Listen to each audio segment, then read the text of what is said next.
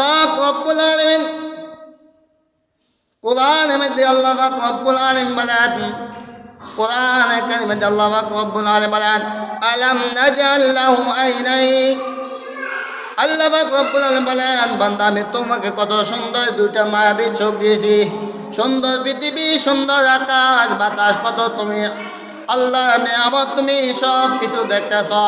আমি আল্লাহ পাক রব্বুল আলামিন অনেক মানুষকে আমি আল্লাহ পাক রব্বুল আলামিন দুইটা চোখ দেই না, সে অন্ধ। দ্বিতীয় আয়াতে আল্লাহ পাক রব্বুল আলামিন বলে, ওয়ালিসানা ওয়া শাফাতাইন। আমি আল্লাহ পাক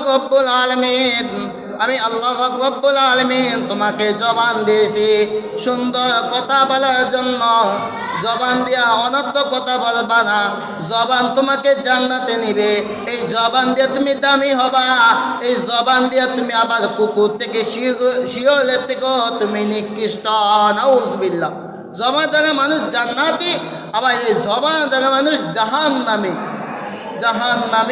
আল্লাহ পাক রব্বুল আলামিন বলেন, লা ইন শাকারতুম লাযীদান্নাকুম ওয়া লা ইন কাফারতুম ইন্না আযাবি লাশাদীদ।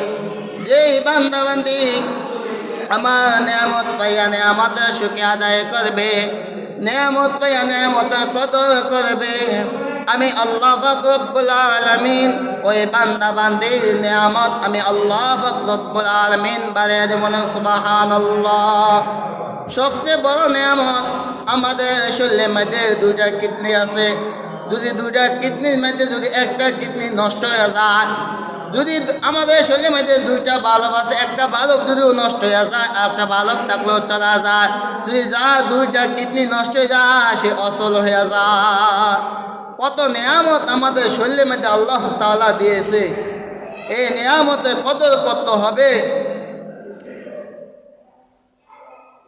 একদিন মূসা আলাইহিস সালামের জমানায় আল্লাহ তাআলা মূসা আলাইহিস সালামকে এত দমত দিয়েছে। মূসা কালিমুল্লাহ, আল্লাহর সাথে কথা বলছে। পাহাড়গুলো খানকার জলে ফুরা ছাই হয়ে গেছে। মূসা কালিমুল্লাহ ছাই হয় না। সুবহানাল্লাহ। মূসা আলাইহিস সালামকে এত দমত দিয়েছে। এক ব্যক্তির সাধারণ সে একটা ঘর বানাইছে। এই ঘরটা আল্লাহ তাআলা বড় বাতাসে উড়ে নিয়েছে। আর এক ব্যক্তিকে আল্লাহ পাক রব্বুল আলামিন একটা গোস্ত টুকরা দিয়েছে।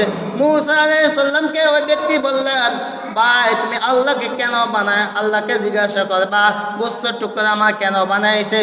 তখন বললেন মূসা আলাইহিস সালাম আল্লাহকে জিজ্ঞাসা, আল্লাহ ওই ব্যক্তিকে কেন বানাইছেন। আল্লাহ তাআলা বলেন, হে মূসা আলাইহিস সালাম, জাহান্নামে সিদ্ধ দিয়ে ওই ব্যক্তিকে কাজে লাগামু। বলেন সুবহানাল্লাহ। তখন গোস্ত ব্যক্তি বললেন আলহামদুলিল্লাহ বলার কারণে ও গোস্ত ব্যক্তিকে আল্লাহ তাআলা মানুষের পরিণত বানাইছে। সুবহানাল্লাহ। যা বলছে আল্লাহ তাআলা বলনা শুননাকে আমল করার তৌফিক দান করুক। ওয়া আখিরু দাওয়ানা আলহামদুলিল্লাহি রাব্বিল আলামিন। আমরা সকলে সুন্নত নামাজ পড়ে নিই।